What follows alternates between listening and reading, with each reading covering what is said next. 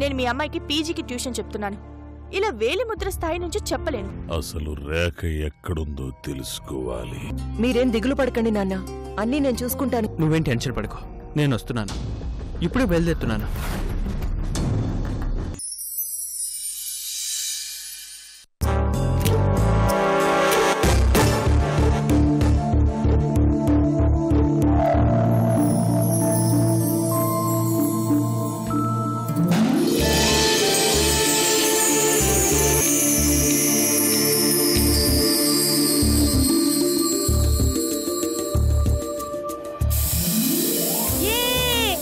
Happy birthday!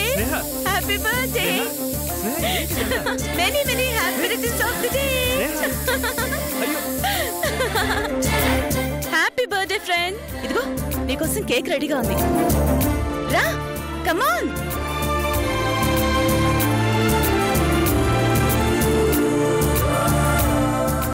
దా, cake cut చెయ్యి. Time అయిపోతుంది, తొందరగా. Happy birthday to you. Happy birthday to you. Happy birthday. అసలు ఇవాళ నా పుట్టినరోజు నీకెలా తెలుసు? నేనే చెప్పాను కమల్.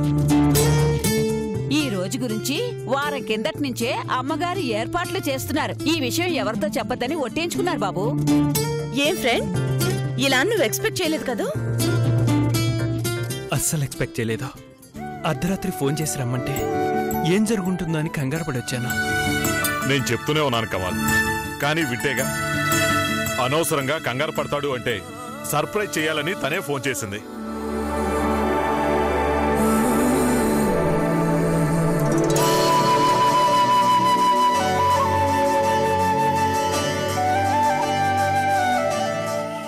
కమాన్ ఫ్రెండ్, చెప్పి చేస్తే థ్రిల్లే ఉంటుంది. చెప్పు, నువ్వు ఎక్స్పెక్ట్ చేయందే చేయాలి. అప్పుడే కదా హ్యాపీగా ఫీల్ అవుతావు. కేక్ కట్ చెయ్యి. Daddy candle. Come on come on, cut చెయ్యి.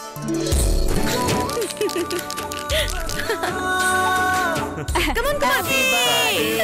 Happy birthday, happy birthday, happy birthday to you. Cut చెయ్యి.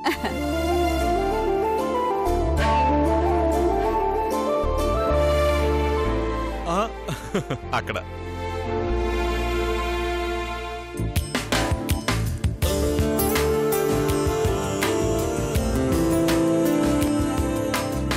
Thank you. నేను థ్యాంక్ యూ బాబు. Happy birthday. ఏంటమ్మా ఇది, మరి చిన్నపిల్లలా చేస్తున్నావు? అవును సార్, చిన్నపిల్లే. చిన్నపిల్లల్ని మనము ఇలానే చేయాలి. ఇద్దరికిద్దరు సరిపోయారు.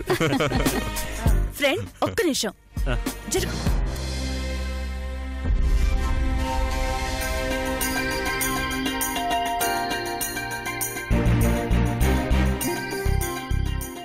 ఇదిగో ఫ్రెండ్, తీసుకో. ఏంటిది? నీకోసం కొత్త డ్రెస్ నేనే సెలెక్ట్ చేసి తెచ్చాను.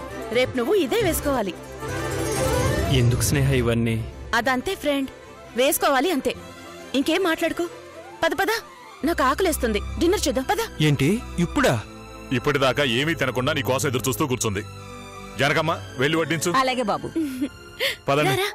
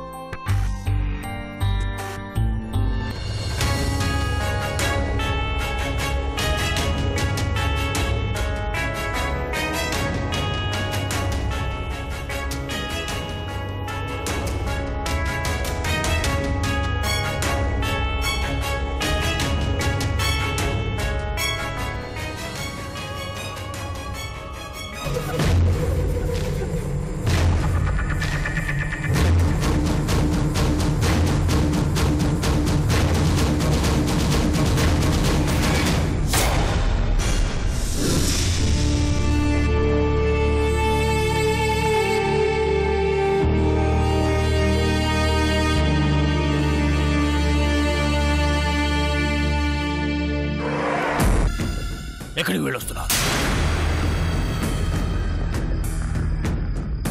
అడుగుతోంది నిన్నే, ఎక్కడికి వెళ్ళొస్తున్నావు? బయటికి వెళ్ళొస్తున్నాను. అదే ఎక్కడికి?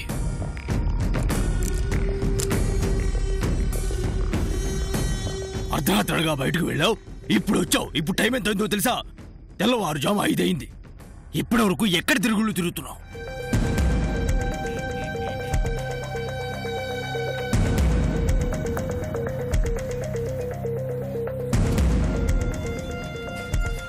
ఆ అమ్మాయిని చూస్తావేరా? ఆ అమ్మాయిని కోపంగా చూస్తావే? నీ విషయం చెప్పిందేనా?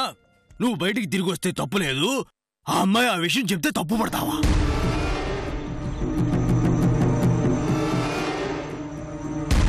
చూసారా మాస్టారు? చూసారా వీడు రోజు రోజుకి ఎంతగా దిగజారిపోతున్నాడో? కట్టుకున్న భార్య, కన్నబిడ్డ, పెద్దవాళ్ళు ఇద్దరం అందరూ ఇంట్లోనే ఉన్నాం. మనందరినీ మోసం చేసి అర్ధరాత్రి దొడ్డిదారిని బయటకు వెళ్లి తెల్లారక ముందే దొంగల ఇంటికి తిరిగి వస్తున్నాడు. వీడేమనాలి?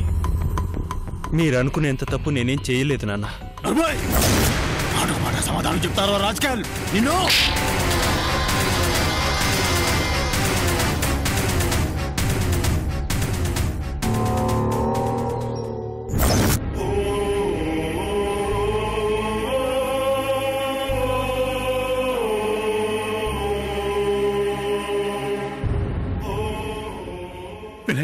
ఏంటి ఆవేశం? బాధ మాస్టారు, బాధ. ఆవేశం కాదు, ఇది బాధ. నా కోడలు నా మాటని గౌరవించి బాబుతో సహా ఇంటికి వచ్చింది, కానీ వీడిని మాత్రం మార్చలేకపోతున్నాను అనే బాధ మాస్టారు. చూడండి మాస్టారు, వీడు ఎలా చేస్తున్నాడు. ఇద్దరూ కలిసి ఒకే ఇంట్లో ఉంటే వీళ్ళ మధ్య ఉన్న అపార్థాలు తొలగిపోతాయని నేను అనుకుంటూ ఉంటే వీడింకా అగాధం పెంచుకుంటూ పోతున్నాడు. అది కాదయ్యా, వాడు ఎలాంటి వాడో మనకు తెలీదా? ఎందుకు అలా వెళ్ళాడో కనుక్కోవాలి గాని అలా చేసుకోవటమేనా? పర్వాలేదు తాతయ్య, కొట్టింది నాన్నే కదా, నేనేం బాధపడట్లేదు.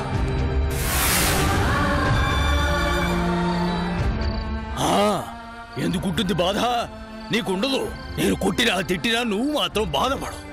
ఎందుకంటే నీకు నేనన్నా నా మాటన్నా అసలు లెక్కే లేదు. అంతేగా నువ్వు అనేది? అందుకేగా ఇదంతా చేస్తున్నావు. నేను ఇలా చూడాలి అనేనా నన్ను బతికించింది? మనిషిగా పతనం కావడం చూడటం కోసమేనా ఇదంతా చేస్తున్నావు? నేను మనిషిగా పతనం కాలేదు నాన్న. అలాంటి పరిస్థితే వస్తే నేనంటూ మిగలను. అయితే ఎందుకు వెళ్ళావు? నీ భార్యకు చెప్పకుండా అర్ధరాత్రి ఇంట్లోంచి బయటికి ఎందుకు వెళ్ళావు? అర్ధరాత్రి ఏం పనిరా నీకు? నాకు కావలసిన వాళ్ళు, నాతో జీవితం పంచుకున్న వాళ్ళు, నాకు జీవితం ఇచ్చిన వాళ్ళు అందరూ నన్ను మర్చిపోయినా నా స్నేహితులు మాత్రం నా పుట్టినరోజుని మర్చిపోలేదు.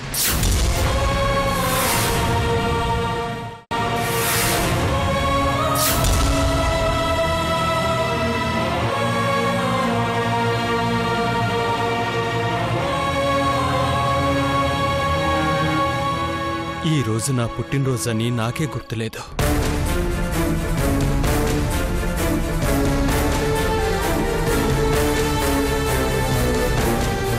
అర్ధరాత్రి ఫోన్ చేసి పిలిపించి సర్ప్రైజ్ చేశారు, కేక్ కట్ చేయించారు.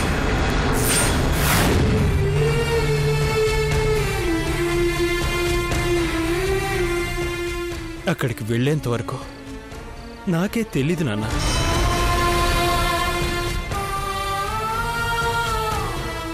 అక్కడ వాళ్ళు అలా సర్ప్రైజ్ చేశారు, ఇక్కడ మీరు ఇలా సర్ప్రైజ్ చేశారు, అంతే తేడా.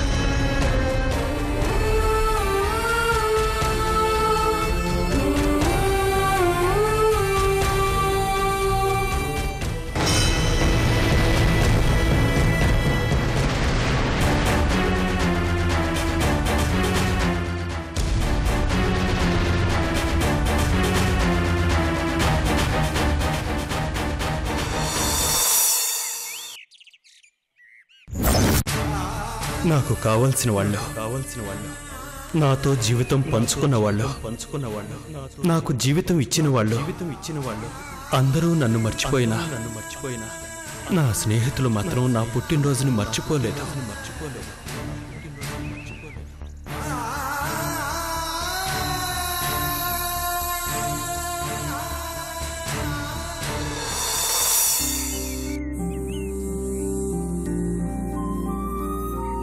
ఏమైంది వినయ్, ఎందుకలా ఉన్నావు?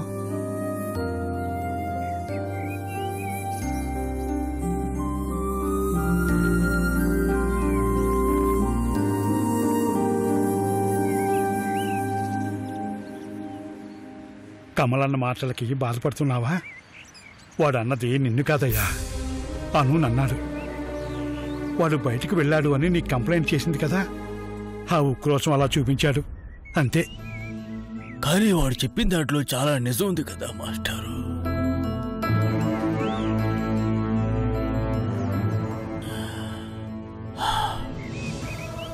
నిజమే.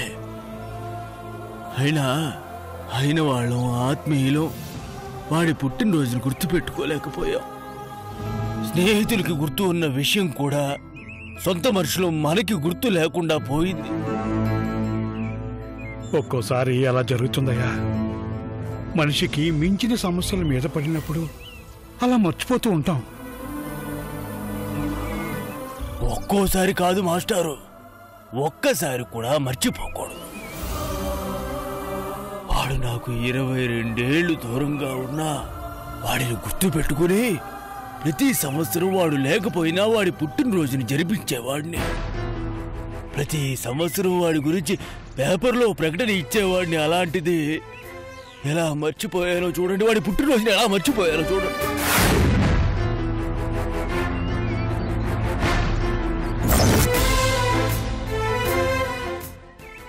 అంతే మాస్టారు, ఏదైనా అందకుండా ఉంటే ఆ ప్రేమ ఎదురు చూపుల్లో పదిలంగా ఉంటుంది, దగ్గరైతే ఇదిగో ఇలాగే ఉంటుంది. సరేనయ్యా, నువ్వు నేను అంటే వయసు మీద పడి మర్చిపోయాం. మరి అను ఎలా మర్చిపోయింది?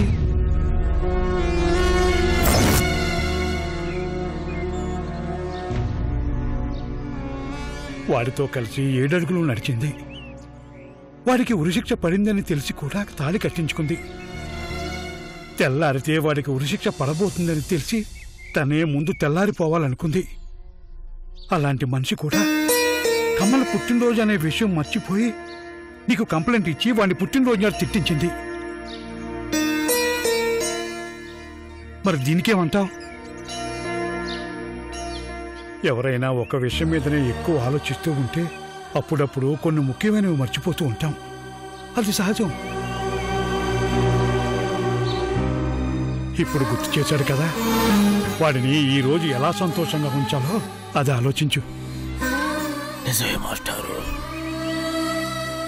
నిజమే.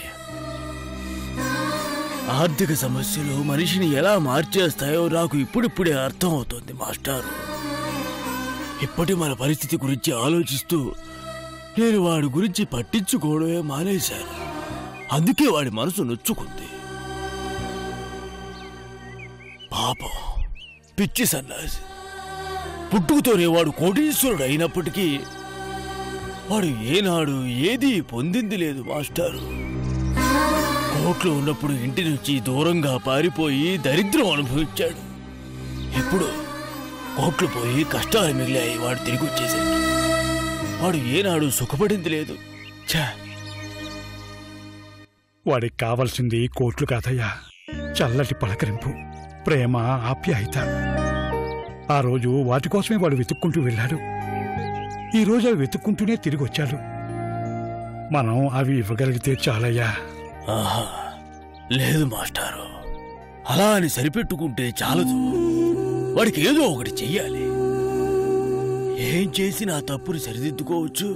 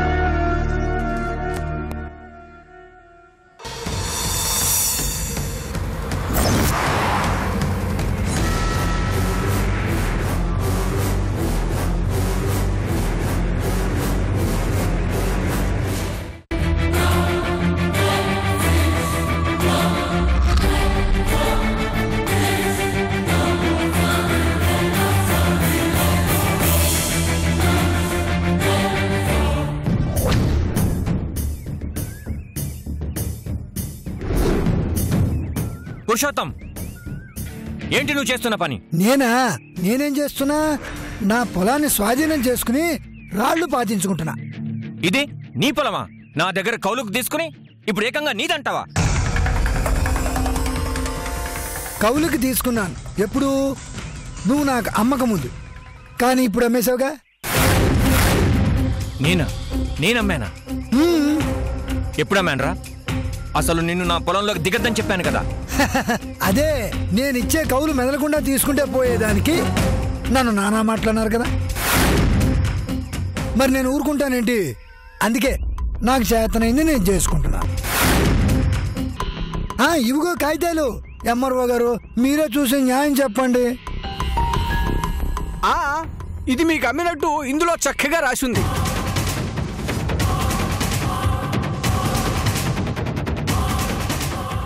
పైగా ఈ పొలానికి శిస్తు కూడా కట్టారు కదా. రూల్ ప్రకారం ఈ పొలం ఈయన గారిదే.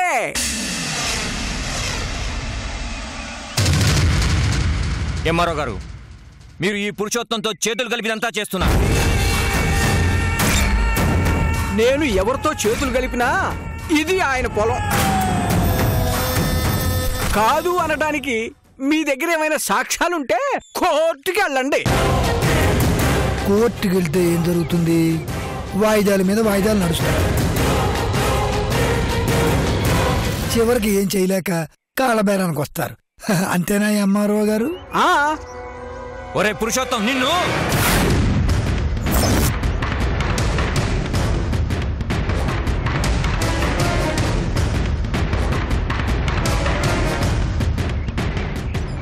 ఏంటి చొక్కా పట్టుకున్నావు? కొట్టేద్దామనే.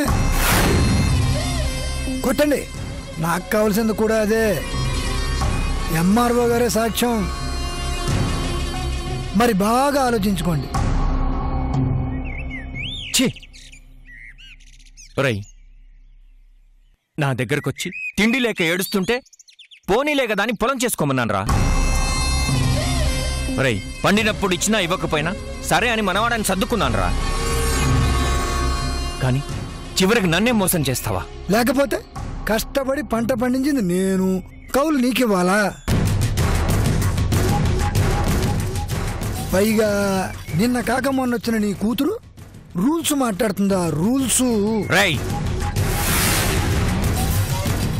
ఇప్పుడు మాట్లాడమన్న రూల్స్. నిన్ను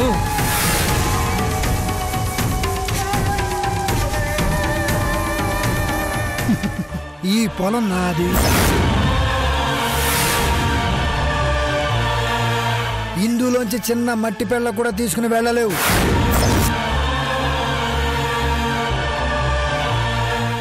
రే, ఏంట్రా చూస్తున్నారు? పనిగానివ్వండి.